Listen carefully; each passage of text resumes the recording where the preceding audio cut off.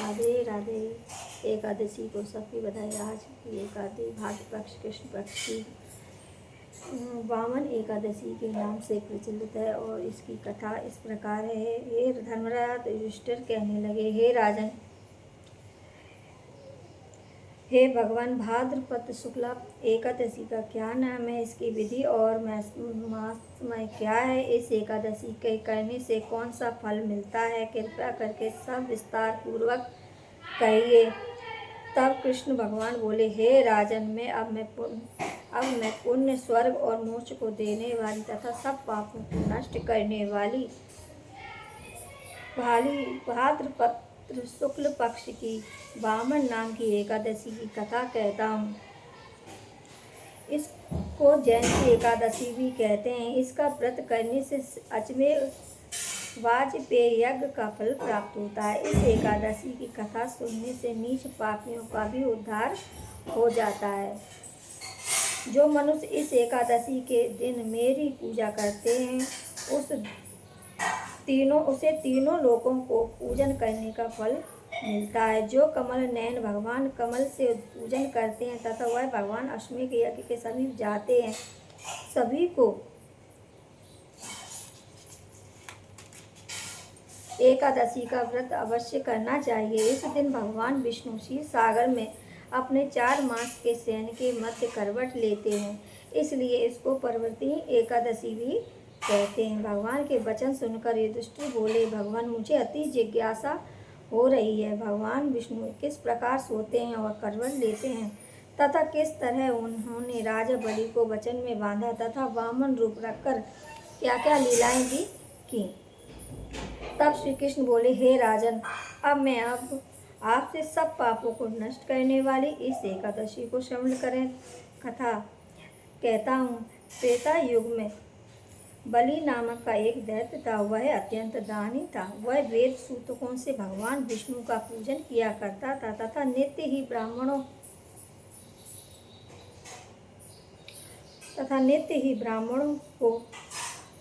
ब्राह्मणों का पूजन एवं यज्ञ भी करता था। अपनी भक्ति और यज्ञ के प्रभाव से उसने इंद्र लोक तथा सभी देवताओं के लोगों को जीत लिया। एक दिन सब देवता एकत्रित होकर सोच विचार कर भगवान विष्णु के पास जाकर नतमस्तक होकर वेद मंत्रों द्वारा भगवान की स्तुति करने लगे।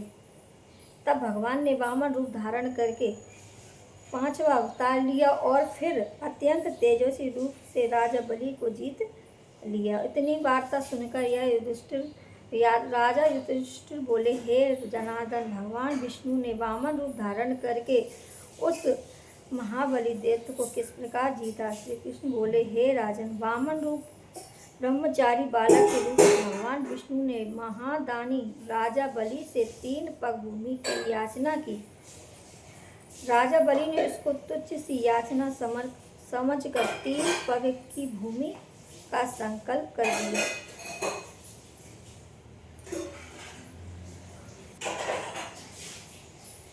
तीन पग भूमि का संकल्प कर दिया।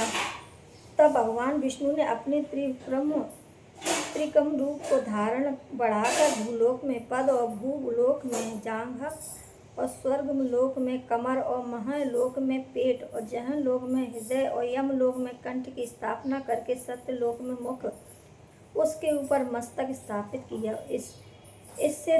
उसे देखकर चंद्रसूर और चंद्रमा आदि सब इंद्रादि देवता वेद सूतकों द्वारा भगवान की स्तुति करने लगे। तत्पश्चात राजा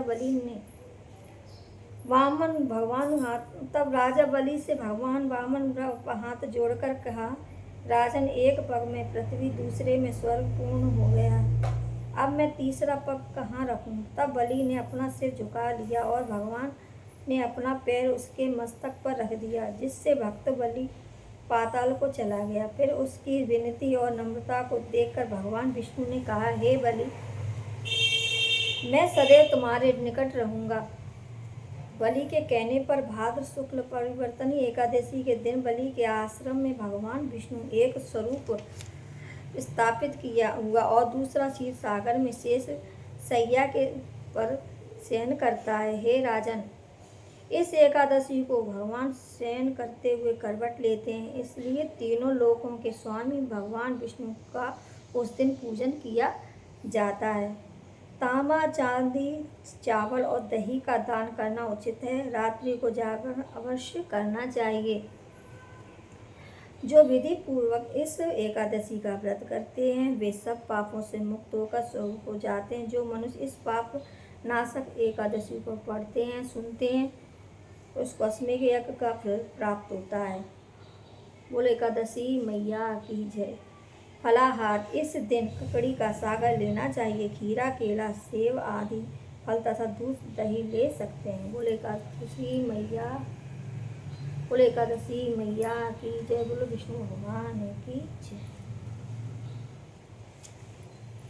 राधे राधे। सभी को एकादशी की इस कथा को सुनना चाहिए, पढ़ना चाहिए और सभी एकादशी मैया आप सब लोगों की इच्छा पूरी करें।